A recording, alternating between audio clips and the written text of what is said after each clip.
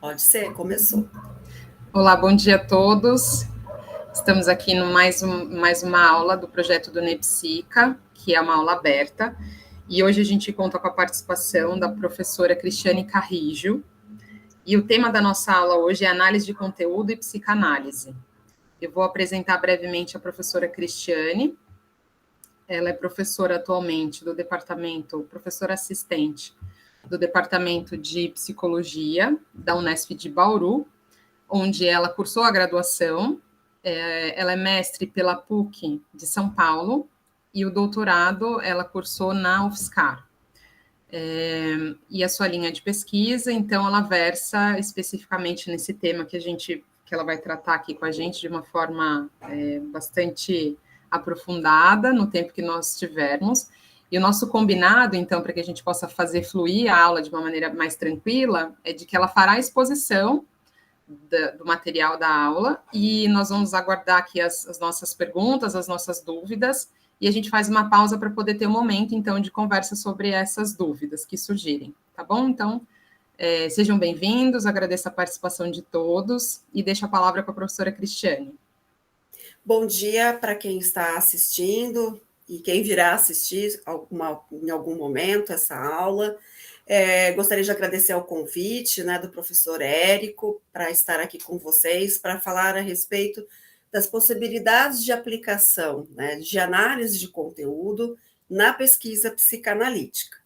Então, eu trabalho com análise de conteúdo desde meu mestrado, que foi em psicologia clínica na PUC de São Paulo, na qual eu apresentei um projeto para a AFAPESP. Então, estou aqui falando no sentido bem de uma implicação, né, como é que eu entro nisso, e um projeto que foi muito bem avaliado, mas que volta com uma observação de que eu precisaria explicar como que eu faria a análise, o tratamento e a análise dos dados do grupo de pacientes que eu tinha de dor crônica da articulação temporomandibular, que era uma pesquisa, então, de campo, qualitativa, que eu fazia, apesar de estar em São Paulo, né, eu vinha para Bauru, e eu fazia aqui na clínica de dor da Universidade de São Paulo, da USP, da Faculdade de Odontologia, na qual eu já tinha sido pesquisadora, na época existia, né, pós-formada uma bolsa pesquisa,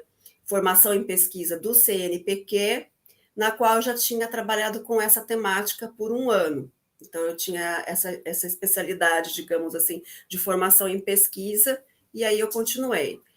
Na época, quem me ajudou foi uma colega, professora da PUC de Porto Alegre, que ia para o doutorado em São Paulo toda semana, que falou: Cris, usa análise de conteúdo, porque vai ser muito bom. Imagina, naquela época não existia internet, ela mandou todo o material para mim pelo correio. Então, foi assim que eu entro em análise de conteúdo. Eu tenho 3 linhas de pesquisa. Eu tenho uma linha de pesquisa em teoria psicanalítica, a qual eu fiz meu doutorado em filosofia, especificamente em epistemologia da psicologia da psicanálise, né? Então, meu doutorado em filosofia é nessa linha. E então eu estudo conceitos teóricos, como é meu doutorado, o conceito de pulsão na metapsicologia freudiana, o conceito de transferência e o conceito de sonhos.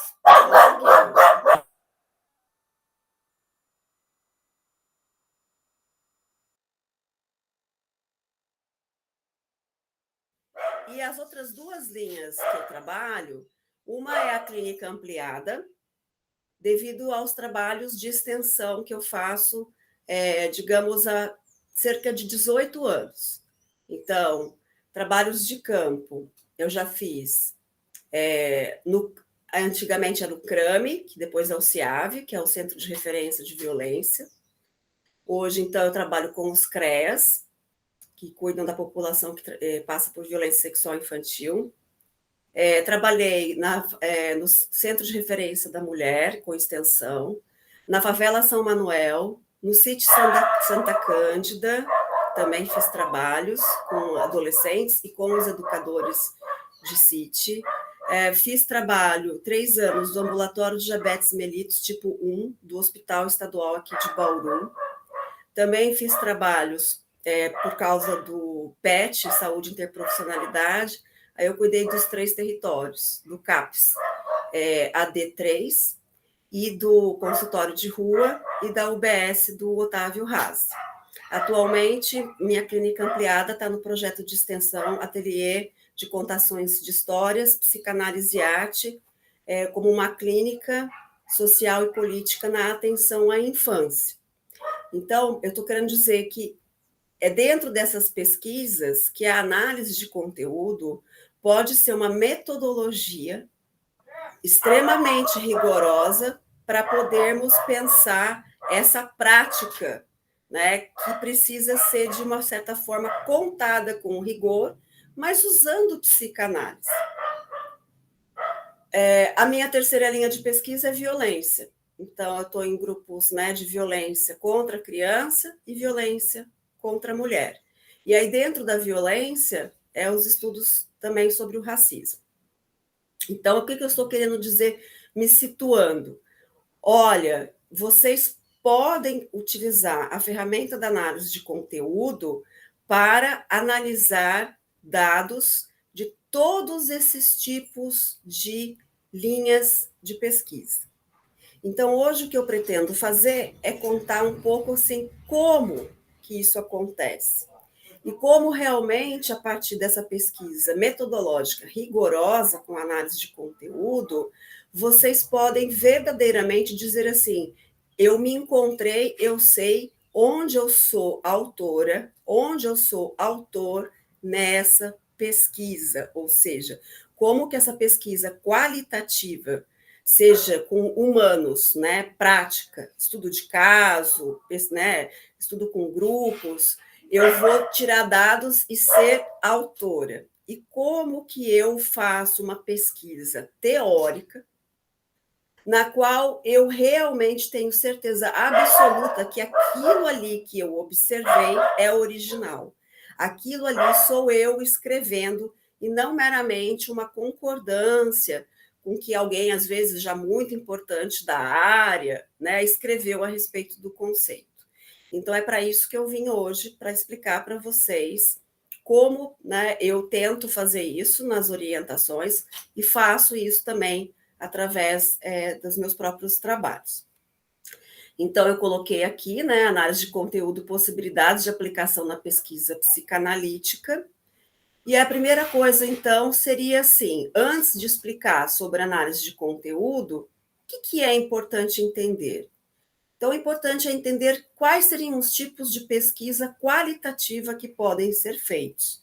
Entendendo que pesquisa qualitativa, normalmente, é aquela que nós estamos dizendo, olha, são pesquisas nas quais os sentidos, né, advindos dela, e então, normalmente, com seres humanos, sejam questões mais de estudo de caso, um indivíduo ou grupos, ou análise de instituições, mas as instituições são feitas de pessoas, digamos assim, ou comportamentos de pessoas, e eu vou dizer, então, bom, então eu preciso de algo que traga uma forma de eu analisar essa comunicação ou aquilo que eu encontro. Então, normalmente, nesse sentido, estamos dentro da chamada pesquisa qualitativa, na qual, então, eu gostaria de encontrar ou desvelar ou mapear sentidos da comunicação ou sentidos do comportamento ou formas de funcionamento. Pode estar junto uma pesquisa quantitativa? Pode, porque, de repente, você pode, né, colocar quantas pessoas, frequência da idade dos entrevistados, várias outras variáveis, mas o que vai focar a pesquisa qualitativa, então, normalmente dita com seres humanos, mas veja, seres humanos, indivíduos, grupos, instituições, comportamentos, elas estão sempre alicerçadas nessa busca de uma significação, do que está por detrás também daquilo que você está vendo.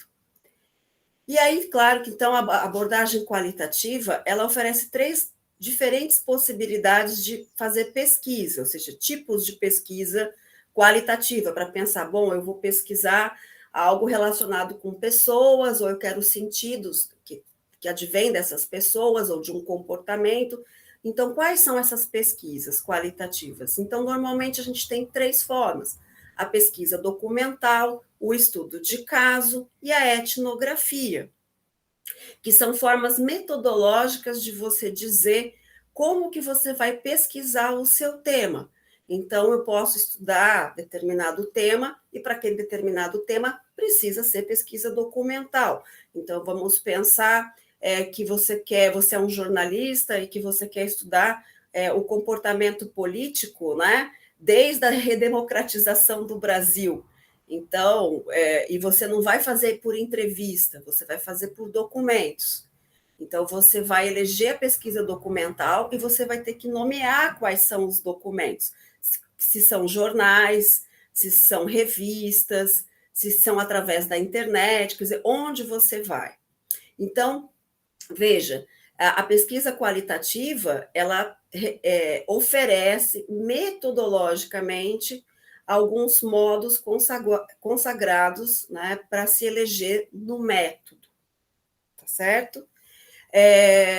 Bem, vamos pensar então que você fale, não, eu vou usar estudo de caso, ou eu vou usar etnografia, porque a etnografia quer estudar as etnias, ou a questão dos culturais, né, comparando etnias, um determinado grupo de uma determinada etnia. Bem, escolhi isso, ou escolhi estudo de caso. Então, isso é o método, é a escolha do método, né? Ou é o documento. Então, na pesquisa teórica, eu vou trabalhar com psicanálise. Bom, psicanálise qual? Freudiana, winnicottiana, kleiniana, ou não, né? Eu vou usar 2, ou eu vou usar uma. Bom, mas tudo bem, mas não é isso. Você vai estudar o que na sua pesquisa teórica?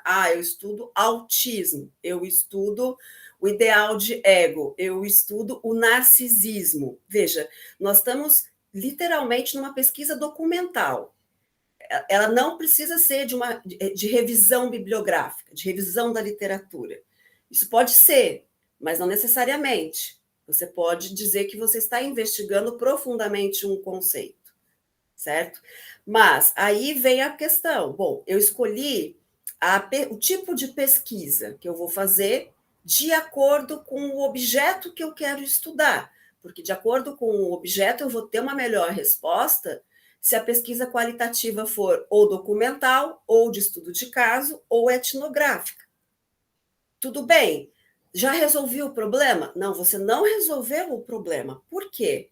Porque aí vem, bom, você escolheu a pesquisa, o tipo de pesquisa qualitativa, mas que faz parte do método. Mas aí você vem a outra pergunta: quais são os instrumentos dessa pesquisa qualitativa que vão possibilitar, vocês estão enxergando o slide? Né? Que vão possibilitar você, digamos, refinar ou achar e responder o objetivo de sua pergunta. Então, aí vem os instrumentos que você vai ter para colocar em ação a sua escolha metodológica de pesquisa qualitativa. Então, quais seriam os instrumentos muito utilizados em pesquisa qualitativa? Então, os mais comuns são as observações. Elas podem ser observações sistemáticas, assistemáticas, observações de campo, os questionários, as entrevistas.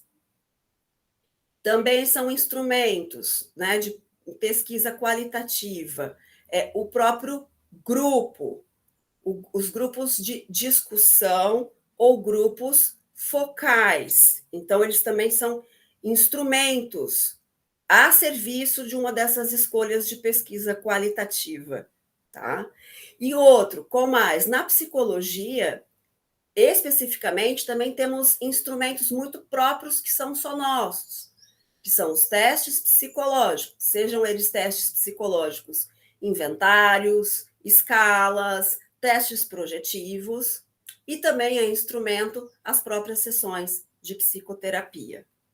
Bom, então aí nós começamos a ter as questões já ampliadas, ou seja, eu tenho a escolha metodológica que melhor atende minha pergunta, e depois que eu tenho isso, eu falo como eu consigo coletar os dados dentro dessa pesquisa metodológica, ou seja, com que instrumentos que eu vou atender ao meu objetivo.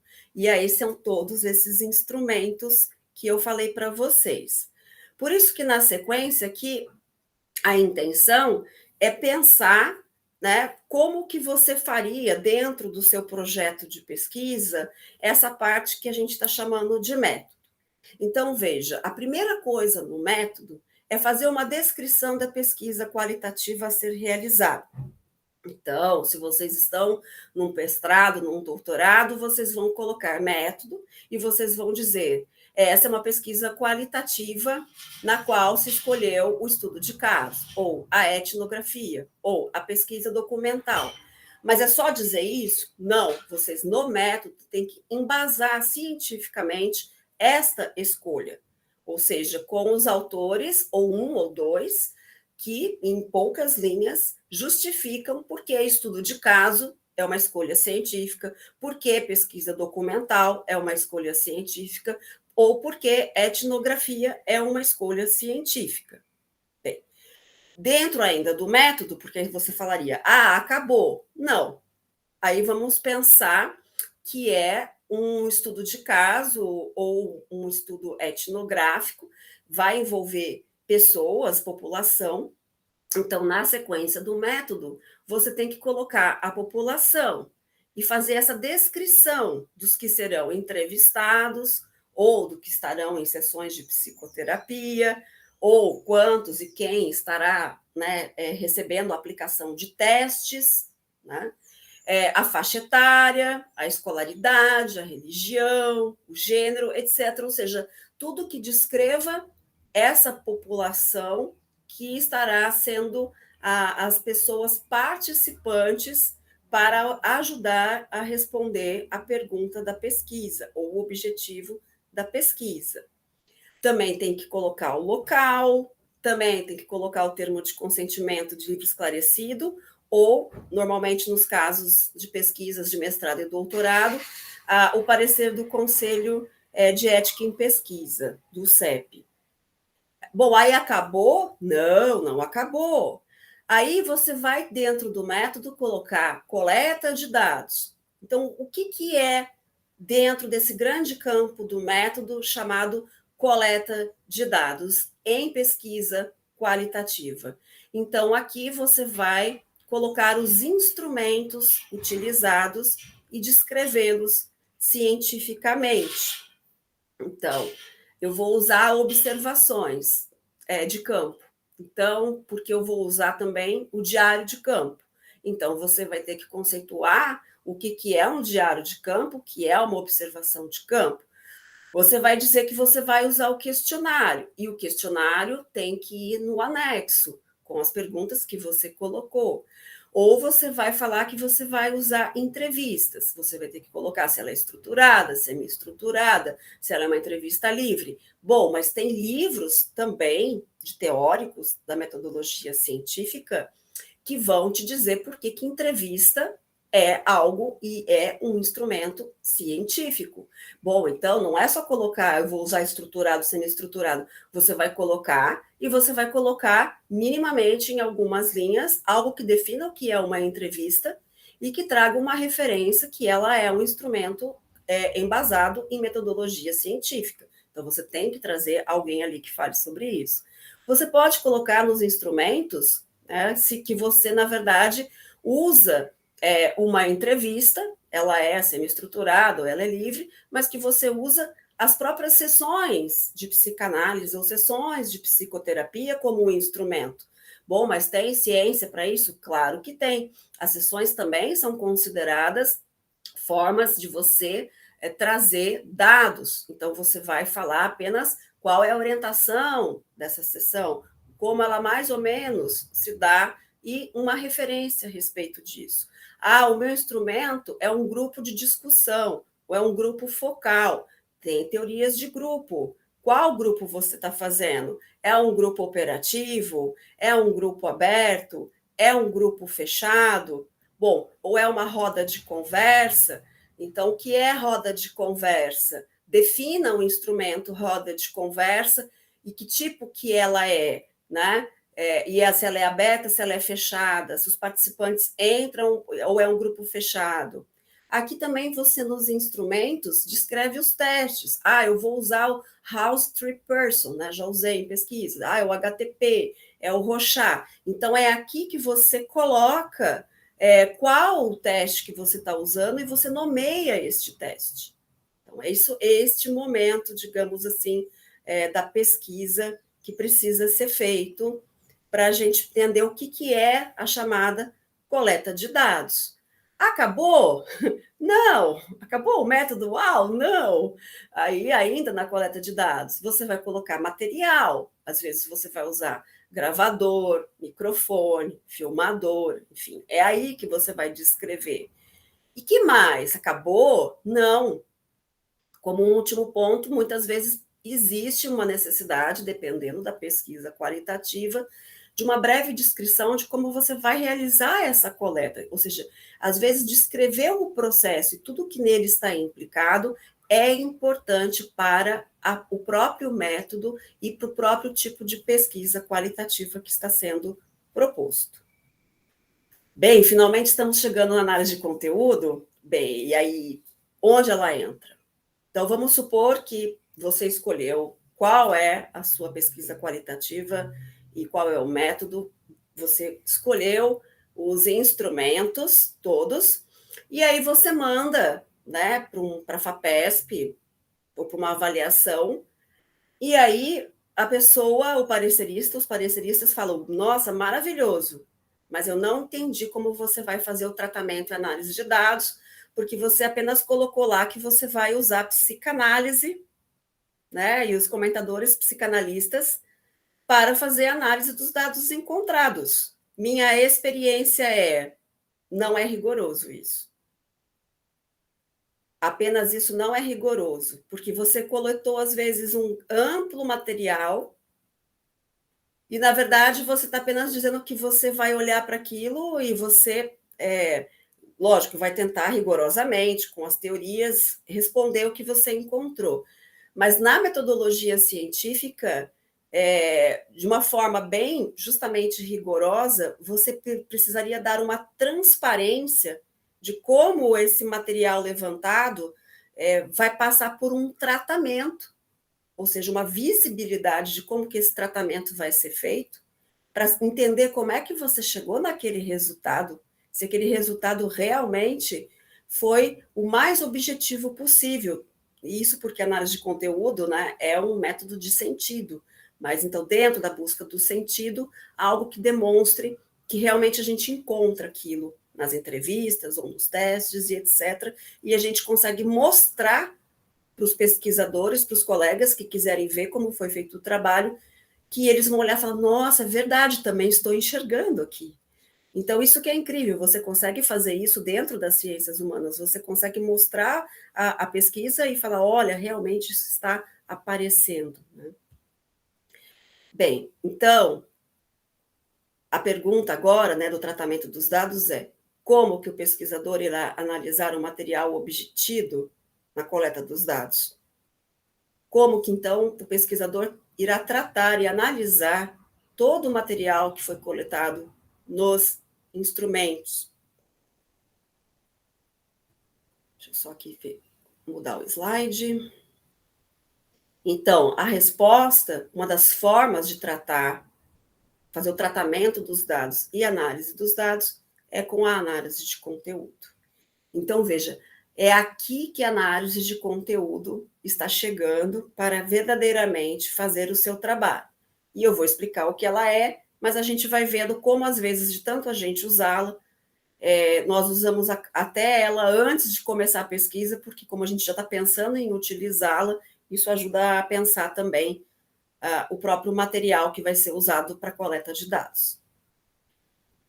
Então, o que é a análise de conteúdo? Ela é um método de pesquisa qualitativo compreendido como um conjunto de técnicas de pesquisa cujo objetivo é a busca do sentido, ou dos sentidos de um documento. Quando eu falo documento aqui, vocês já compreenderam, né? Quer dizer, é do sentido que aparece numa sessão de análise ou em 10 sessões de análise, do sentido, digamos, realmente de uma análise documental, do sentido da entrevista ou das entrevistas, ok? Então, busca do sentido ou dos sentidos de um documento, entendendo documento, então, como todo o corpo coletado. A Laurence Bardin, que é essa senhora, é professora assistente de psicologia, não sei ainda mais se já faleceu, não sei, não tenho essa informação, na Universidade de Paris 5, e ela aplicou as técnicas da análise de conteúdo na investigação psicossociológica e no estudo das comunicações de massas. Então, eu estou falando normalmente, né, no Brasil, quando vamos trabalhar com análise de conteúdo, a referência é a Bardin e é o livro dela, Análise de Conteúdo. Mas só ela trabalha com análise de conteúdo? Não. Existem outros, mas eu não estou falando desses outros porque também não daria tempo, e particularmente até pela familiaridade com a psicologia e também, né, com as ideias da psicanálise, eu prefiro trabalhar apenas através das ideias dela. Os outros também, tem outros que trabalham com análise de conteúdo, com algumas colocações a mais ou a menos, algumas variações. Mas sempre com ideia de que a análise de conteúdo é para achar o sentido do documento. Segundo a Bardin, o primeiro nome da história da análise de conteúdo foi esse norte-americano, o Lasswell, que teve um trabalho grande para analisar a imprensa e a propaganda a partir de 1915, mas principalmente pós Primeira Guerra Mundial, e que tinha bastante esse objetivo de medir o impacto sensacionalista das propagandas políticas. Então, já estavam bastante preocupados com a ascensão, né, que tinha existido de ideias nacionalistas, fascistas, né, principalmente depois pós-Segunda Guerra Mundial. Então, a análise de conteúdo ela ganha força aí. Não é aí apenas que ela existe. Quando você vai pesquisar, você vê que já tem algumas ideias de análise de conteúdo desde o final da Idade Média, com análises dos sentidos dos hinos religiosos, enfim, mas não vem ao caso, acho que é muita informação desnecessária. É mais interessante entender que a análise de conteúdo se torna realmente um método com uma formalização a partir desse momento nos Estados Unidos, mas também em outros lugares da Europa, como a Bardin vai trabalhar na Universidade de Paris 5. Então, ela sempre surgiu por essas necessidades, né, do campo da sociologia e da psicologia.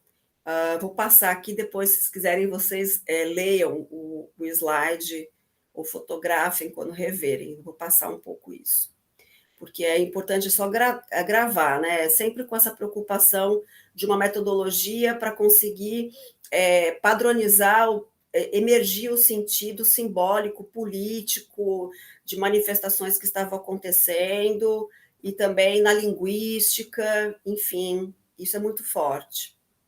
Bom, mas aí só as ciências humanas que usam análise de conteúdo? Não. A análise de conteúdo é muito usada na saúde, em pesquisas de saúde pública, em pesquisas da psicologia, mas os enfermeiros, a enfermagem usa muito análise de conteúdo para os trabalhos deles em saúde coletiva, por exemplo. Então, qual que é a principal função, né? Então, a principal função dessa metodologia é o desvendar crítico daquilo que vai aparecendo através do material investigado. Nesse sentido, também tem uma função heurística. Então, a heurística é uma palavra que seria uma ciência que está atrás de novas descobertas, da criatividade que emerge do sentido, né, desse fazer ciência. Isso é a função heurística da análise de conteúdo. Ela é feita também com combinações entre estatística e análises clínicas, vocês imaginam, né, principalmente em comportamento político, ou seja, que é onde não basta ter só o sentido, você também precisa de um dado para apresentar numérico, né, que envolva uma quantificação, quer dizer, quantas pessoas você entrevistou, a idade, a religião, o sexo, a região, a classe social, ou seja, você combina a análise do sentido do conteúdo do material, também muitas vezes com certos dados mais objetivos que é possível coletar, construindo combinações. E aí ela não é apenas algo descritivo, né? Ela faz inferências também, ela traz ideias que vêm a partir de certas padronizações feitas através dessa análise. Foca-se em mensagens e também uma das possibilidades é construir temáticas, que eu vou explicar depois, mais para frente, especificamente na psicanálise. Sempre entendendo que o objetivo da análise de conteúdo com o material coletado é conseguir manipular realmente, ou seja, você olha esse material várias vezes e você vai percebendo que emergem indicadores muito específicos que trazem, digamos, a possibilidade de você depois realmente ser autor do seu trabalho de pesquisa, a partir do dado que você consegue levantar. E aí, por isso que eu digo, por que eu aprecio o uso da análise de conteúdo como um método qualitativo? Porque é um método didático para análise de informações coletadas nos instrumentos de pesquisa qualitativa. Eu aprecio porque é uma metodologia em que eu tenho liberdade de criar categorias de acordo com o que o material me oferece. E assim dá uma perspectiva dinâmica para a pesquisa, pois deixa o material falar diretamente com o pesquisador. Então, não é que eu estou inventando, não tem como. É aquilo que apareceu. É aquilo que eu tive liberdade de olhar e perceber que eu vou agrupar, vou explicar, mas realmente esse material fala comigo, né, o dado encontrado. Bem, e aí, como que vocês fazem? Como que a gente faz análise de conteúdo na proposta da Bardin? Então, essa técnica, defendida pela Bardin, ela se estrutura em 3 fases. A primeira, chamada de pré-análise.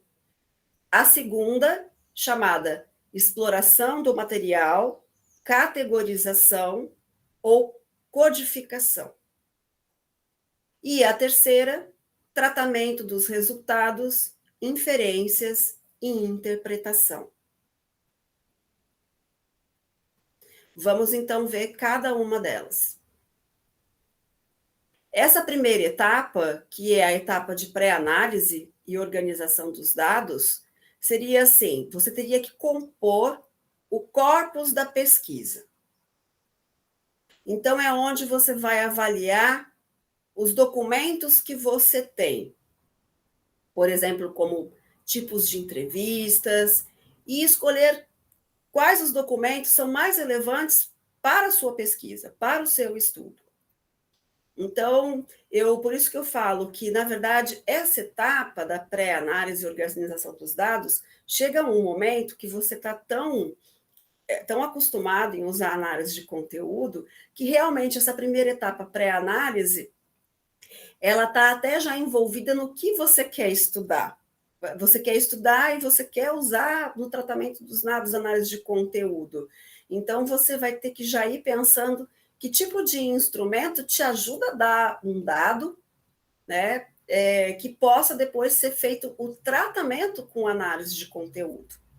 É mais fácil pensar essa questão da etapa do corpus da pesquisa como escolher os documentos quando você é um jornalista e você tem o tema, e aí você sabe que você tem livre acesso, sei lá, a arquivos de jornais que estão na internet, mas que você vai ter acesso a um arquivo de jornal que, sei lá, está no museu, né? Sei lá, vamos por no Museu do Holocausto, então são papéis mesmo, não está digitalizado. Então é mais fácil pensar que você vai escolher o que vai ser relevante, assim, quando você sabe o que você quer e você tem que saber onde você vai encontrar esses documentos. Por isso também que é uma pré-análise, né? Porque se você não tem o acesso aos arquivos, por exemplo, do Museu do Holocausto, você não vai colocar isso como uma possibilidade de material. Então, às vezes, você tem que fazer um pré-contato, você tem que telefonar, você tem que falar com alguém. Ah, são os dados que eu vou precisar, são de uma delegacia de polícia. Puxa, mas na delegacia de polícia, sei lá, será que alguma delegacia de polícia vai me deixar entrar lá para ter esse dado do prontuário, ou um CAPES? Então, é isso, entende? Então, essa primeira etapa e já envolve análise de conteúdo, porque é isso, você vai usar análise de conteúdo para fazer tratamento de dados, você tem que pensar os instrumentos antes, ok? Bem, então, ainda nessa primeira etapa, vamos supor que você tem e escolhe qual é o material.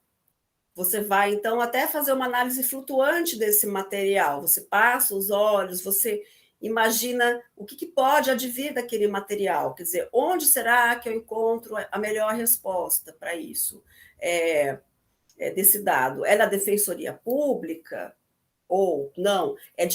Eu vou precisar desse dado da Defensoria Pública, mas eu vou precisar desse tipo de entrevista, sei lá, com mulher vítima de violência, porque senão não vai adiantar ter só o dado da Defensoria Pública. É nesse sentido que é uma análise flutuante do material. Você avalia para formular hipóteses que vão ajudar você a tentar imaginar onde você pode encontrar respostas em quais desses instrumentos que depois vão ser tratados pela análise de conteúdo para responder tua pergunta de pesquisa.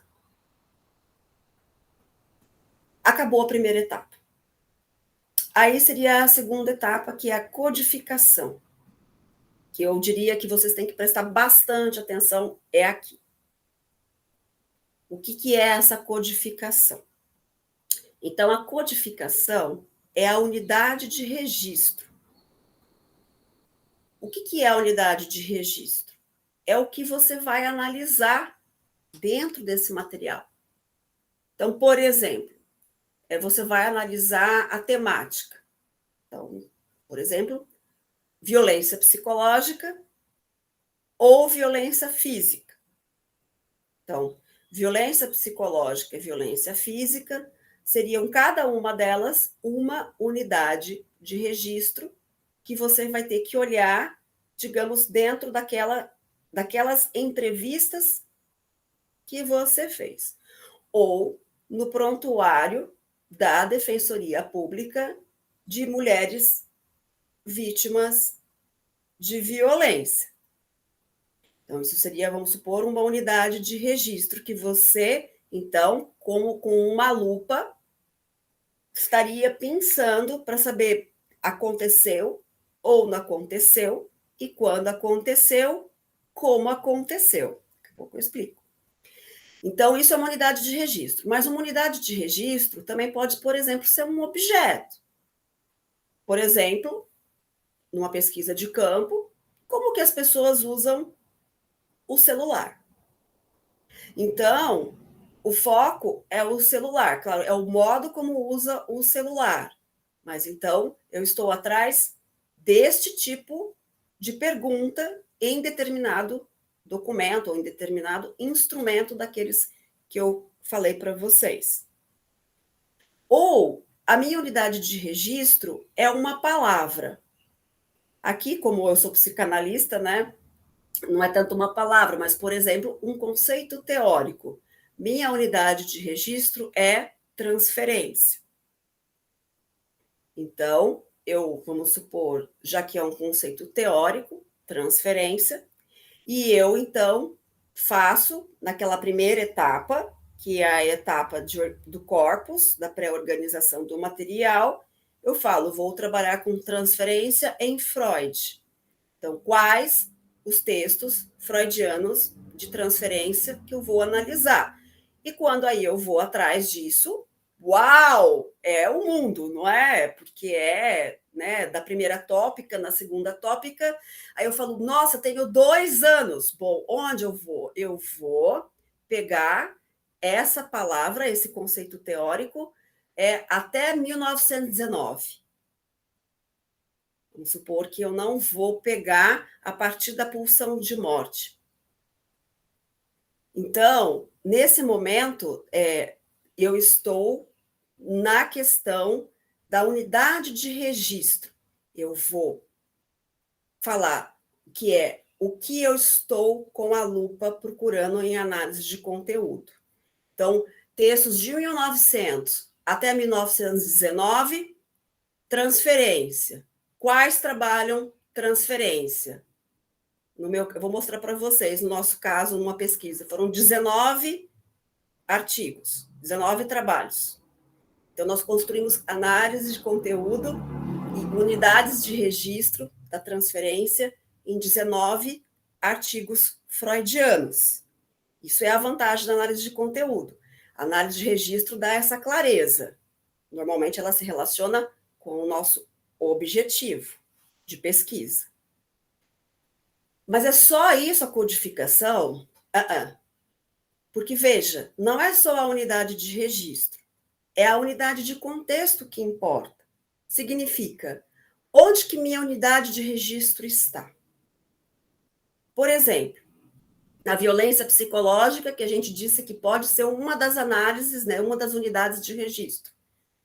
Aí você fala, nossa, então aqui está no prontuário, olha, essa mulher passou por violência psicológica. Ou está na entrevista, ela falou, ela nem tem esse nome, mas você viu que aquilo é uma violência psicológica. Você mapeou violência psicológica na entrevista, unidade de registro.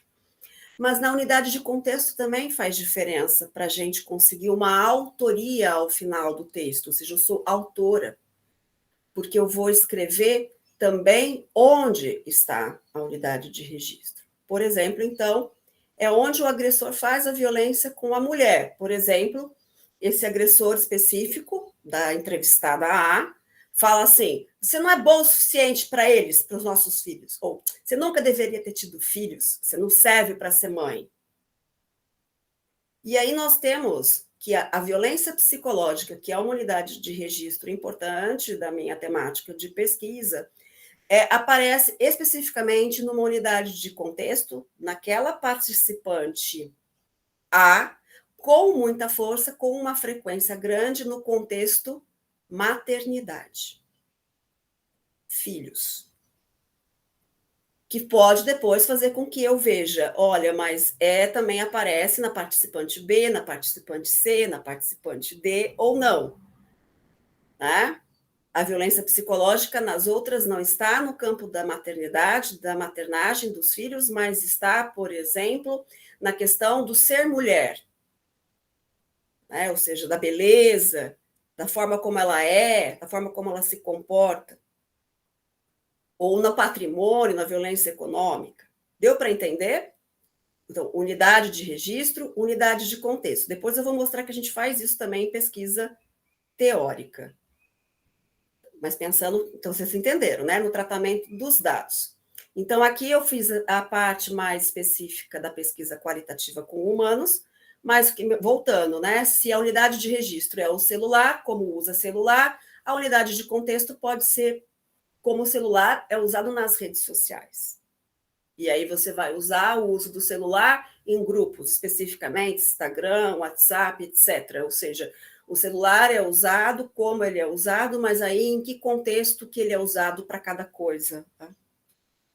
Político, família, enfim, redes sociais. Então, registro. Então, por isso que eu falo, sempre existe um texto e um contexto. E a codificação vai fazer também com que nós tenhamos que analisar a frequência com que aparece a unidade de registro. E pode acontecer de nós termos a presença de 2 ou mais unidades de registro simultaneamente numa unidade de contexto. Então, no caso, né, como eu falei aqui, são os filhos, ou a maternidade, e nós temos 2 unidades de registro específicas que a gente está pesquisando, por exemplo, violência psicológica, mas também pode ser violência física, no contexto que é na relação com os filhos. Tudo bem? Acabamos a segunda etapa da análise de conteúdo. E agora, a terceira etapa, a categorização. Que vem, então vamos supor que vocês fizeram todas essas categorias, aí eu vou abrir os relatórios FAPESP para vocês verem, nos exemplos, em pesquisa qualitativa com pessoas entrevistadas e pesquisa teórica, mas aí não acabou, né? Porque você escreveu, você construiu quadros temáticos, onde emerge o sentido da pesquisa na área de humanos, digamos assim, na área de ciências humanas ou ciências da saúde, mas aí vem o que eu faço com todo esse material que eu decodifiquei nas unidades de registro de contexto. O que eu faço? E aí vem a terceira etapa. Então, agora que eu já tenho as unidades de registro, as unidades de contexto, verdadeiramente eu construo as categorias de análise. Aqui é bastante determinista, né? A gente não consegue muito fazer unidade de registro de contexto sem já estar fazendo categoria, fica muito complicado, vocês vão ver. Mas basicamente seria isso. Agora eu vou agrupar. Então é agora que eu construo categorias de análise. Então as categorias, elas são vistas como rúbricas ou classes que vão agrupando determinados elementos que são reunidos com características comuns. Eu vou armazenar e eu vou colocar. Então, eu vou lá, eu estou trabalhando com violência doméstica, e aí eu fiz unidades de registro para cada uma das violências domésticas, física, verbal, psicológica, sexual, econômica, etc, etc, etc, né? Tudo isso está dentro da pesquisa, que é violência doméstica. Cada violência é uma unidade de registro, que vai estar em determinadas unidades de contexto, mas aí eu vou, então, digamos que eu falo assim, não, realmente, cada uma das violências é uma categoria. E cada vez que a participante A, B e C, né, falar algo que é a violência psicológica, eu vou extrair a fala e eu vou colocar aqui. Eu vou extrair a fala e vou colocar aqui. E aí eu vou ter uma grande categoria violência psicológica e como cada uma dessas participantes vivenciou violência psicológica em sua vida. Então, já está dando para entender que, de acordo com a literatura científica, eu posso fazer categorias e agrupamentos, tanto, por exemplo, com critérios semânticos, que são, então, temáticas, eu faço temas, pode ser agrupamentos por questões sintáticas, verbos, adjetivos, pronomes, ou seja, alguma coisa assim, léxico, então, sentido e significado das palavras, eu também construo categoria temática, inclusive, se eu posso pensar em coisas que são antônimas ou sinônimas, depende do que eu quero investigar. E eu posso fazer agrupamentos de categorias expressivas, de variações na linguagem e na escrita. Por exemplo, eu faço uma categoria de acordo com a expressão que a pessoa deu ao falar. Então, eu não estou avaliando apenas a mensagem explícita. Aqui é muito importante para pensar as questões do comportamento não verbal. Então, a pessoa fala daquilo, mas ela fala chorando, ela fala cabisbaixa, ela não olha, é tão traumático que ela rói a unha. Então, eu posso construir, inclusive, essa categoria expressiva que traz para mim, e aí eu diria que para a psicanálise é tão importante, algo que escapa ao discurso manifesto, né? Algo que eu fiz isso bastante numa última pesquisa que a gente ainda não publicou, que é com a comunidade das mulheres indígenas, de uma comunidade aqui, com a Rafaela, que está na França agora, fazendo um mestrado, ela passou lá, que a gente queria prestar atenção também nas interrupções do discurso, né? Ou seja, a pessoa para, ou ela desviou, não respondeu, ou ela respondeu depois de uns certos segundos ou minutos, ou quando ela responde, ela não responde aquilo que a gente perguntou. Então, é essa categoria expressiva, e só isso já dá um artigo, entende? A análise de conteúdo ela é muito rica, ela dá um trabalhão, mas depois, como você quer escrever um material, às vezes você pode escrever muitas coisas sobre o mesmo material, porque o material é muito grande, dependendo de como você explora. E aí, o final dessa terceira etapa, que então não é só construir as categorias, seria a inferência. A inferência ela é orientada por esses diversos polos de atenção e de comunicação, esses todos que eu acabei de falar aqui. Porque a gente compara enunciados e ações entre si com o intuito de averiguar possíveis unificações, porque agora você vai ter que juntar tudo isso que está nas categorias para escrever. Então, aqui você é autor, autora. Então, aparece uma temática proposição, ou seja, vai começar a emergir um enunciado geral baseado nos dados coletados. Desde qual é a principal violência que apareceu, ou como Freud usa realmente a transferência, quando ele consegue realmente sair da sugestão, e quando a transferência não é mais, e não tem nada a ver, por exemplo, com o método sugestivo, e como que até 1919 ela vai se mover numa proposição que, como é que a gente aceita, mas passando por gradações, passando por questionamentos que a gente nunca imaginava que ele mesmo fez, mas que ele fez, mas que emergiu de um trabalho rigoroso de sistematização dos dados, no caso da pesquisa teórica, dos próprios dados documentais. Então, isso que é a temática da proposição, ou seja, esse enunciado geral que vai emergir baseados nos dados e que faz com que as proposições derivem de um estudo cuidadoso e aprofundado dos dados. E por isso que o final é essa própria descrição daquilo que você encontrou. Então, aqui é você. Né? É literalmente o que você achou usando análise de conteúdo. Tua autoria. Muita. Ela dá muita autoria. Assim, excessiva, posso dizer para vocês, né? Desde meu mestrado, que usei a primeira vez. Muita mesmo. E foi o que eu falei, infinita. Você pode olhar e falar, nossa, eu posso fazer esse artigo com isso, posso fazer esse artigo com isso, porque é muita coisa que vai emergir, porque o trabalho é grande. Acabou? Não, porque não é só você escrever tua autoria. Né? Isso é chamada generalização analítica, que é tão buscada nas pesquisas qualitativas. Né? Nessa fase de interpretação de dados, em que vocês se tornam autores, necessariamente é quando o pesquisador, com teus dados, com tua autoria, retorna ao referencial teórico que tu colocaste lá, ou que até foi lendo mais, para ser os comentadores do teu dado encontrado, procurando embasar essas análises, dando sentido à interpretação. Ou seja, teu dado realmente confirma ou não confirma a literatura. O teu dado é original porque tu não acha ele na literatura. Você pesquisa ou você acha um que trouxe aquilo, demonstrando tua própria originalidade que emerge de tua pesquisa, mesmo que seja ela teórica, porque às vezes ninguém comentou aquela especificidade da teoria ou visibilizou aquela especificidade da teoria. Então, é isso que é importante pensar no final dessa terceira etapa de categorização. Então, uma vez que as interpretações pautadas em inferências buscam o que se esconde por trás dos significados das palavras, para apresentar em profundidade o discurso dos enunciados, a gente está chegando no final, e a gente chega no final da terceira etapa da análise de conteúdo. Existem algumas observações muito importantes sobre construção das categorias. Então, as categorias, que é aquela etapa 2, elas são trabalhos com grandes enunciados que emergem dos instrumentos. Então, voltando, os instrumentos em pesquisa qualitativa são múltiplos.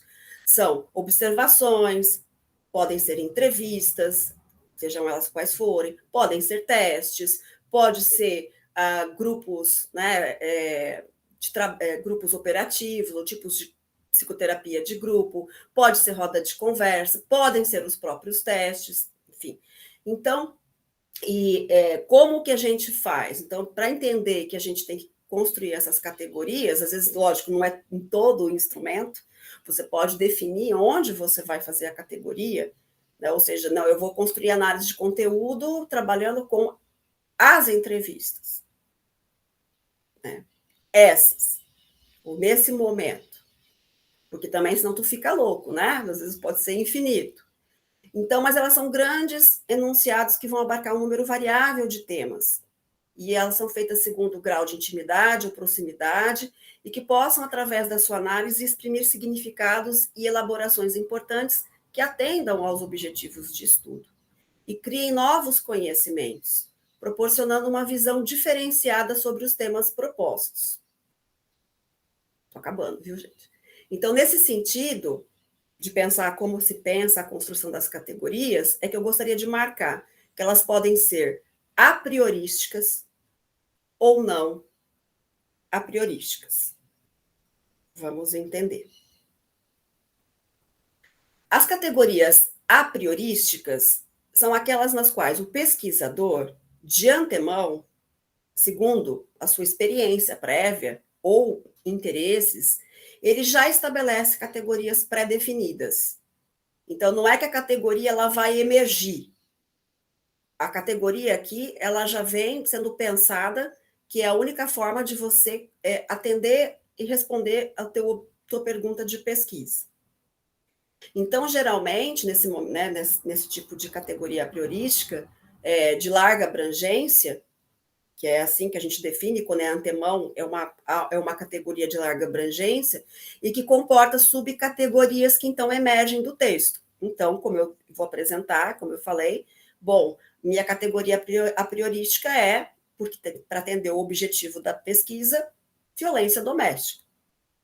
Qual é a outra categoria a priorística? Racismo. Qual é a outra categoria a priorística? Eu quero estudar ideal de ego, porque eu quero entender o ideal de brancura veiculado através do ideal de ego nessas mulheres negras vítimas de violência.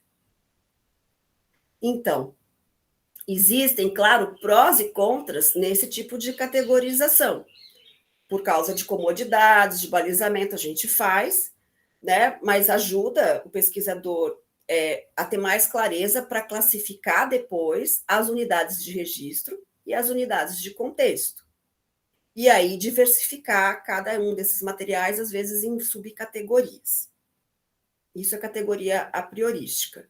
Claro que ela tem problemas, porque quando a gente faz categoria pré-definida, a gente limita muito a abrangência de que emerja algum tipo de conteúdo outro que não vai se encaixar.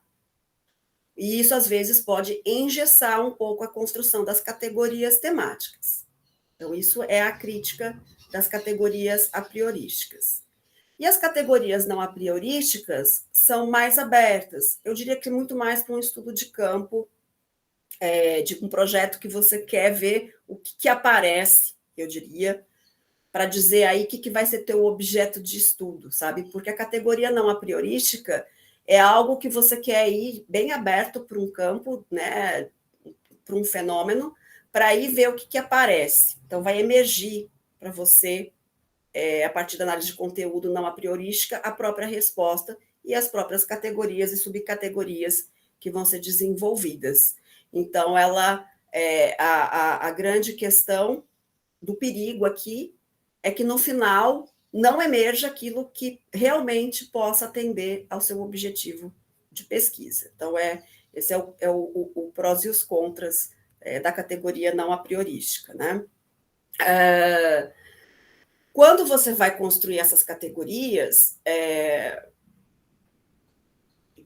quando você vai colocar as unidades de registro, agrupar as unidades de registros nas categorias, você pode agrupar também por frequenciamento, que seria uma quase quantidade, ou por uma relevância implícita. Como eu falei, você agrupa por frequência. Então, dentro da violência doméstica, violência psicológica, como ela aparece em cada uma das participantes, mas cada vez que aparece, você extrai a forma como apareceu e você coloca o texto. Então, isso é uma forma de frequência, porque aí depois você vai ter a autoria de dizer quantas vezes aquilo apareceu. Ou Freud, quando fala da transferência positiva ou transferência negativa, ou quando fala, às vezes, da transferência, quase dizendo, olha, é parte da questão do médico realmente sugestionar, ele fala isso no início, né? Seu paciente XYZ, qual é a frequência que isso aparece? Então, você junta dessa maneira. Ou não, você faz algumas por relevância implícita, ou seja, algo que emergiu, é um tema importante, não se repete, aconteceu só ali, especificamente, ali, naquele texto do Freud. Né? Ou aconteceu ali só com aquela mulher da sua população estudada. Então, digamos que é uma forma. Eu diria que acontece muitas vezes nesse momento de frequência ou de algo que é implícito, que você mistura essas duas formas de trabalhar, porque senão você não está sendo rigoroso. Por isso que as duas modalidades de frequenciamento, né, e de relevância implícita, elas não são excludentes. Você pode usar as duas dentro do seu trabalho de pesquisa. Nossa, Cristiane, mas e aí, né? Como que eu penso, como que eu posso ser orientado para construir categorias? Bom, aí é que tá, não tem fórmula para orientar o pesquisador na categorização. O pesquisador que trabalha com análise de conteúdo, ele segue um caminho baseado em sua competência, conhecimento teórico, experiência e sensibilidade. Porque, então, essa codificação, né, das unidades de análise é sempre feita de forma que a gente não perca muito a diversidade do material trabalhado. E essa codificar, né, fazer a codificação, é um processo através do qual todos esses dados brutos vão sendo sistematicamente transformados em categorias e que permitem posteriormente uma discussão das características relevantes do conteúdo encontrado. Terminei toda a apresentação mais sintética possível sobre quais seriam os passos mais importantes para se trabalhar com análise de conteúdo. Dei alguns mínimos exemplos para se pensar em pesquisa psicanalítica. Parto agora, então, para os 2 exemplos que eu vou dar em pesquisa psicanalítica. Então, o primeiro é de uma pesquisa psicanalítica qualitativa, com entrevistas e análise de conteúdo no tratamento dos dados, entendendo que as entrevistas foram um dos instrumentos selecionados e que, para tratar os dados das entrevistas, existe a necessidade de uma análise de conteúdo. O título da pesquisa é A Violência do Racismo contra Mulheres Negras Vítimas de Violência Doméstica, Rasgando os Véus, que teve o apoio da FAPESP. Então, as palavras-chave dessa pesquisa foram psicanálise, violência doméstica, racismo, mulheres negras e ideal de ego. O resumo do trabalho, para vocês terem uma ideia, tem por objetivo verificar as inscrições da introjeção do ideal de brancura na constituição subjetiva de mulheres negras vítimas de violência doméstica, porque poucas pesquisas colocam em questão a apropriação do corpo negro como elemento de sofrimento psíquico e de desequilíbrios narcísicos. A relevância destes estudos é a compreensão de como a introjeção deste modelo de racismo ajuda na tentativa de incorporar o grupo étnico-racial negro ao dominante. A violência racista, ela subtrai do sujeito a possibilidade de explorar e extrair todo o infinito potencial de criatividade, beleza e prazer de que ele é capaz. Então, em mulheres negras, soma-se a isso a violência de gênero. A metodologia científica dessa pesquisa está dividida em 2 etapas. A primeira, uma revisão de alguns textos freudianos para pesquisar o conceito de ideal de ego. A segunda, conta com entrevista semi-estruturada, através do qual serão investigados 3 eixos, sendo eles: o primeiro, como as participantes se veem; o segundo, como elas veem a negritude no outro, família e desconhecidos; e o terceiro eixo, a violência doméstica. Com os dados obtidos nesse procedimento, serão feitas categorias de análise, Bardan, a partir dos discursos das mulheres participantes, procurando, com isso, construir narrativas que possibilitem a visualização dos objetivos propostos. Não vou voltar ao objetivo, não preciso, vocês já entenderam. E aí vem a questão do método. Então, só para vocês entenderem rapidamente como isso foi montado para a FAPESP, desde os aspectos éticos, que eu já falei, né, do CEP, do TCLE, enfim, a descrição das participantes e essas características da população estudada, quantas vão ser entrevistadas, como que vai ser feito a idade, lá. O local, que no caso foi o Centro de Referência da Mulher, o CRM em Bauru, os materiais e instrumentos. Então, aqui nos materiais e nos instrumentos, só para, não vou ler, mas está aqui no meu texto encoberto, no do slide, né? Os materiais e instrumentos, nós colocamos um questionário sociodemográfico, de acordo com uma pesquisadora da sociologia, que traz dados objetivos, né? Idade, religião, número de filhos, escolaridade, etc. Nós colocamos como instrumento, então, a entrevista semi-estruturada, daqui a pouco eu vou comentar um pouco dessas perguntas, que aí foi no anexo. Lembrando que cada um dos instrumentos que vocês escolhem tem que estar referenciados teoricamente, então, tem livro e artigo científico para dizer por que a entrevista semi-estruturada é um instrumento científico, tem que estar lá, então a gente colocou. Por que aquele questionário que aquela pesquisadora já desenvolveu muito no Brasil é científico, a gente colocou lá, tá? Os instrumentos colocamos, então, de uma forma a visibilizar essa parte prática, mas também como instrumentos da parte teórica, né, e especificidade dessa parte teórica, que é o ideal de ego, nós colocamos todos os textos freudianos, ou na literatura freudiana e nos comentadores, quais eram os trabalhos que nós íamos investigar a forma de se pensar e definir o que é o ideal de ego e como se pode pensar a questão do ideal de ego nas questões dos corpos negros. Então, tudo isso estava lá no materiais e instrumentos, inclusive na parte teórica, depois numa parte mais qualitativa da pesquisa das entrevistas, ok?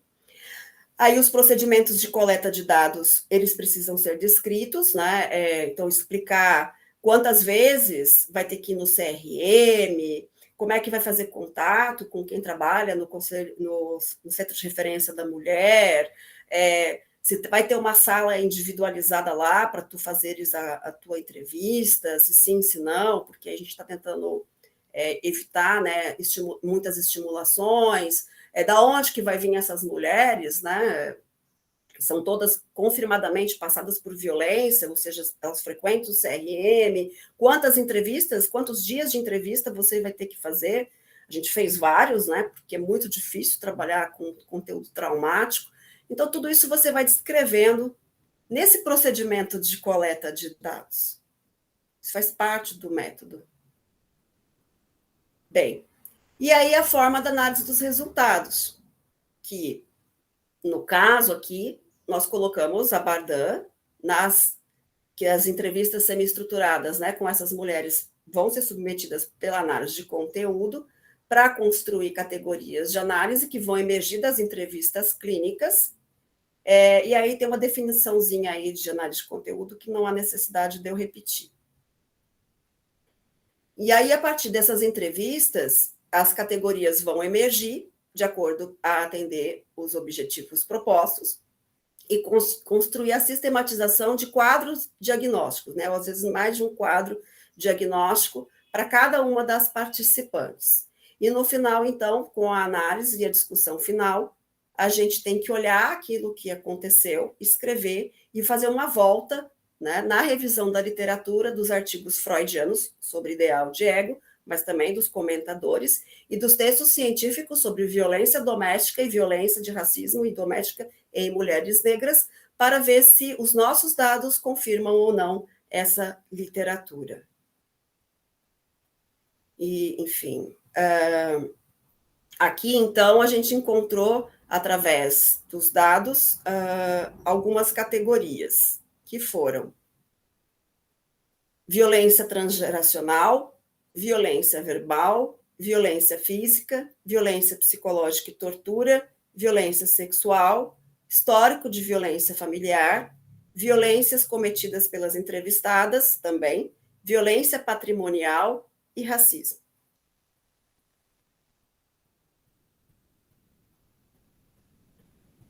Como o trabalho foi 3 eixos, imagina que o material dos instrumentos para construir as categorias precisou contar com a forma como nós construímos os instrumentos.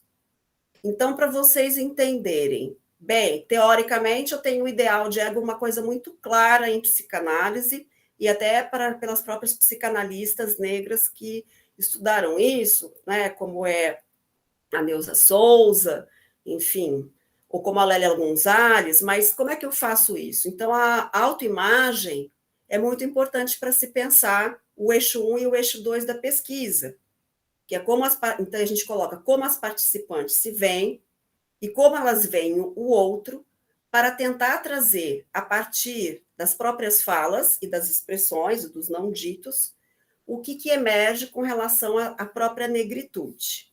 Então, nós fizemos por livre associação. Uma mulher negra uma mulher bonita ela tinha que completar muito rapidamente. Um homem bonito fale rapidamente o nome de 3 pessoas famosas que você considera bonitas. Você se acha bonita? Você mudaria algo em você? E entre outras. Só para vocês terem uma ideia. Em cada uma, né, isso vai dando uma ideia da gente conseguir fazer esse olhar se a questão da cor da pele emerge como algo de como a gente poderia dizer desse se enxergar ou enxergar no outro a questão da negritude, entende? Porque como é que a gente vai medir essa questão do ideal de ego, de branquitude que perpassa o corpo negro para trazer para a pesquisa? Na questão da negritude e do racismo, ser negro se eu pudesse, eu gostaria a felicidade para mim quando eu entro num lugar e só tem pessoas brancas, eu me sinto, quando eu ia para a escola, conte sobre sua família, qual a cor que você diria que tem a pele deles e a sua, por que se considera dessa cor? Você acha que ter essa cor influencia a sua vida? Você acha que tem diferenças entre as raças e as cores das pessoas? Entre outras. Então, imagina que cada uma das entrevistadas, né, com essas respostas, nós fomos construindo aquele tal passo 1 da análise de conteúdo, né, que é o corpus, com unidades de registro que emergem, porque é imprevisível como cada uma vai se dizer, como se sente em sua pele, em sua cor, de forma a construir quadros temáticos. Tudo bem? Eu acho que em vez de eu abrir os relatórios FAPESP, eu vou preferir gravar tudo, tá? Para o público, e depois do intervalo a gente volta com as perguntas e eu posso mostrar as categorias, porque categoria não tem como mostrar no slide, como eu disse para vocês. Mas acho que já está dando para entender, né? Tentei ser o mais clara possível. Agradecer a minha filha Maiara, que fez todos os slides para mim, como sempre. Bem, então agora outra pesquisa, tá? Então vamos pensar que agora a análise de conteúdo ela não está aplicada numa pesquisa diretamente com humanos, mas você vai fazer uma pesquisa teórica. Então a ideia é aquilo. Bom, formas de pesquisa qualitativa. Então eu falei para vocês, análise documental, estudo de caso, etnografia. E tem que estar definido no método. Então, aqui eu claramente, né, aplico análise de conteúdo em psicanálise usando os textos que eu quero estudar, o conceito que eu quero estudar, que vai vir de textos, né, como uma pesquisa documental, como um jornalista, que vai ter que escolher o que ele vai ver, né, e que vai ter que construir as unidades de registro e as unidades de contexto para poder emergir o sentido. Então, é bem rigoroso. Então, aqui também é uma pesquisa, é o manejo transferencial em Freud, uma análise da relação transferência-sugestão, com apoio da FAPESP. Quais são as palavras-chave? Freud, transferência, clínica psicanalítica, epistemologia da psicanálise, sugestão. Como foi o resumo apresentado à FAPESP? Este projeto de pesquisa visa identificar como Freud compreende o manejo da transferência entre o período de 1901 a 1918. De forma mais específica, o objetivo é elucidar como o manejo da transferência impediria a análise psicanalítica de ser reduzida à sugestão. Assim, visa-se compreender a relação entre transferência e sugestão no texto freudiano. Em termos metodológicos, a execução desse projeto divide-se em duas fases. Uma primeira, com o objetivo de compreender de forma estrutural a evolução do objeto pesquisado, transferência e sugestão. E, para tanto, será utilizada a análise de conteúdo temática, na qual construir-se-á quadros temáticos, essa primeira fase, e uma segunda fase de ordem mais reflexiva, na qual será realizada a análise epistemológica dos dados coletados, tendo por referencial os quadros temáticos. Compreende-se assim que a discussão sobre o manejo da transferência na clínica psicanalítica é mais que uma questão de ordem teórica e técnica, é antes de tudo de ordem ética. Trata-se de questionar qual lugar o analista ocupa na transferência, bem como de refletir sobre qual seria o lugar mais ético para esse estar. Trata-se de responder à questão: o que faz o analista com o amor de transferência? Assim, o estudo do objeto a que esse projeto pretende se deter possui alcances de ordem teórica, ética e epistemológica, suscitando várias questões de ordem lógico-formais da genealogia do pensamento freudiano que devem ser elucidados, como também situa-se no âmbito da clínica psicológica, na qual a psicanálise apresenta-se como uma importante ferramenta de escuta e intervenção. Dessa forma, nós acreditamos que o projeto, além de oferecer uma pequena contribuição à epistemologia da psicanálise e à clínica psicológica, torna-se um instrumento de preparação para a formação do pesquisador em psicanálise, uma vez que, para ter acesso a um dado saber, é indispensável o conhecimento do seu método. Tudo bem? Aí, qual foi o material, né? Aqui era o objetivo justificativa, qual seria o material ou o método? Então, como é que a gente fez? A gente fez essa pontuação aqui, explicitamente o projeto, né, uma pesquisa essencialmente qualitativa. O objeto do estudo é esse manejo transferencial do Freud na relação específica com a sugestão, que vai, então, a ser abordado através de uma análise de conteúdo temática dos textos selecionados. A gente colocou aqui 19 textos, 19 artigos, do período de 1901 a 1918, e, posteriormente, uma análise epistemológica. Aí, aqui, vai conceituar a análise de conteúdo da Bardin, que eu não vou ler, né, que vocês já entenderam, mas para a gente pontuar que a gente frisou aqui que a gente ia construir quadros temáticos que sistematizassem a distinção específica, onde é sugestão e onde é transferência. E a gente vai apontar 14 especificidades dos momentos de construção de transferência como método. Quer dizer, coisas apareceram, emergiram, né, 14 pontuações específicas para falar, ó, a transferência é um método, e aqui que ela é um método, e aqui isso não é mais sugestão, né? E para posterior discussão dos dados, dos quadros temáticos, a gente usar o Renato Mezan e o Christian Dunker como os comentadores e as referências que fundamentam, é uma forma de comentar o nosso próprio material. Aqui vocês já entenderam, né?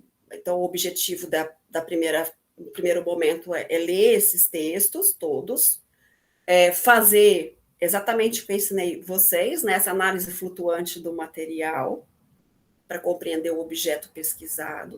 Eu estou passando aqui o mouse, selecionar quais são as unidades de registro, percebe? É a priorístico, sempre as minhas propostas tendem a ser a priorísticas, ou seja, as unidades de registro, elas têm que responder ao objetivo da pesquisa.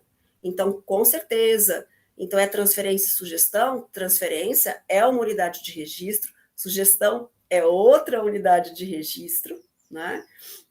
Unidades de contexto é onde ela vai aparecendo, em que texto que vai aparecendo, mas também várias subcategorias que eu vou mostrar para vocês. Por exemplo, emerge que naquele texto a transferência, que é a minha unidade de registro, ela está colocada como claramente de uma maneira a se aproximar da influência do médico no paciente. Né?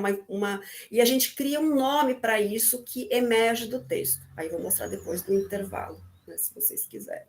Mas então a gente faz as categorias, mas o texto traz as subcategorias, principalmente no método de análise de conteúdo para textos teóricos, é importante depois ver como é que a gente faz isso com as tabelas. Né? E aí, lógico, o terceiro momento, que é essa análise epistemológica, que a gente vai organizar esse material e vai conseguir ir mostrando como que o Freud vai realmente extraindo uma postura de explicar o que ele foi chamar depois de transferência até 1919. Deixa eu ver aqui. Tá. Aqui só para vocês entenderem no método, né? Aqui a gente coloca como que o material foi dividido. Então, a gente dividiu em 3 segmentos, tá certo? Segmento 1 são os textos. Fragmento da análise de um caso de histeria, sobre a psicoterapia, tratamento psíquico-anímico, 5 lições de psicanálise, as perspectivas futuras da terapêutica. O segmento 2, os textos. O manejo da interpretação de sonhos na psicanálise, a dinâmica da transferência, recomendações aos médicos que exercem a psicanálise sobre o início do tratamento, recordar, repetir e elaborar, recomendações sobre a técnica, né, da psicanálise, que é esse texto, observações sobre o amor transferencial, sobre a psicanálise, um tipo especial de escolha de objeto feita pelos homens, sobre a tendência universal à depreciação na esfera do amor. Esse foi o segmento 2, tudo isso está lá no projeto para a FAPESP. E o segmento 3, o interesse científico da psicanálise, a história do movimento psicanalítico, a conferência 27 sobre transferência, a conferência 28, terapia analítica, linhas de progresso na terapia analítica. Eu gosto bastante de fazer análise de conteúdo com Freud, não só porque é uma forma de eu estudar profundamente Freud, mas porque é muito, muito cômodo nós termos todos os textos principais em PDF. Nós temos já nos seminários do Lacan também. Por quê? Porque aí é muito mais fácil ler tudo e depois fazer a busca, né, selecionando as palavras para poder fazer as unidades de registros e as unidades de contexto que a gente vai conseguir agrupar, né? Então, é isso. A única coisa aqui seria, eu vou finalizar minha apresentação nesse momento, falando como seguiu o primeiro relatório, porque aí vocês têm uma ideia das categorias que a gente construiu. Seria, né, grande categoria transferência, grande categoria sugestão, mas a gente fez subcategorias. Então, veja, seguindo o cronograma do projeto, no primeiro trimestre a gente fez essa leitura não sistematizada dos textos. Eu, claramente, né, gente, não trabalho com a iniciação científica que o aluno faz e aí ele vai ler. Quando ele fez esse projeto, ele já leu metade de tudo isso, porque senão eu não sou louca de colocar uma iniciação científica extensa para fazer em 12 meses, tá? Então, quem trabalha comigo já sabe que vai ralar quase um ano, às vezes, vai mostrar serviço, já entendeu um pouco, aí vai mandar o projeto, né? Então, aqui ele fez, mas aí a gente viu que precisávamos colocar 2 textos importantes para pensar a transferência. Os estudos sobre a histeria e os artigos sobre hipnotismo e sugestão, que então era até do período antes de 1901 que a gente colocou.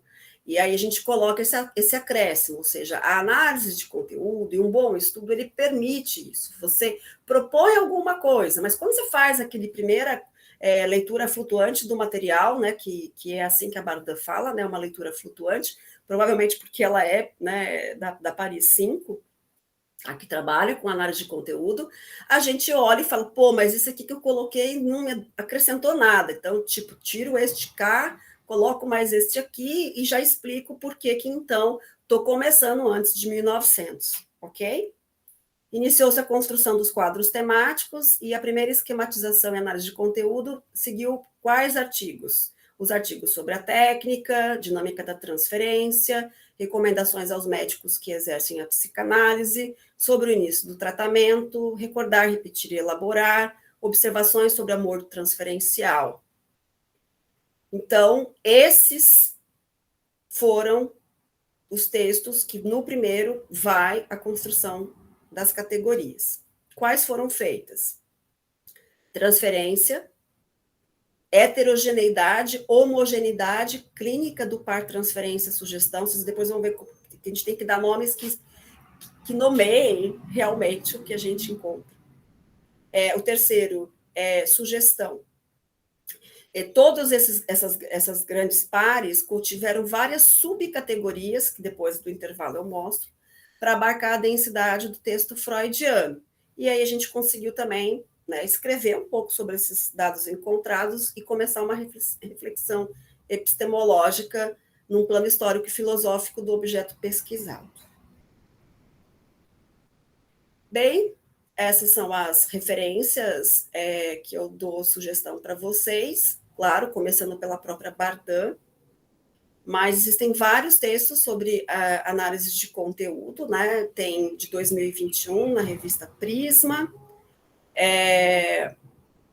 tem aí de vários estudiosos que usam análise de conteúdo nas ciências humanas, nas ciências da saúde.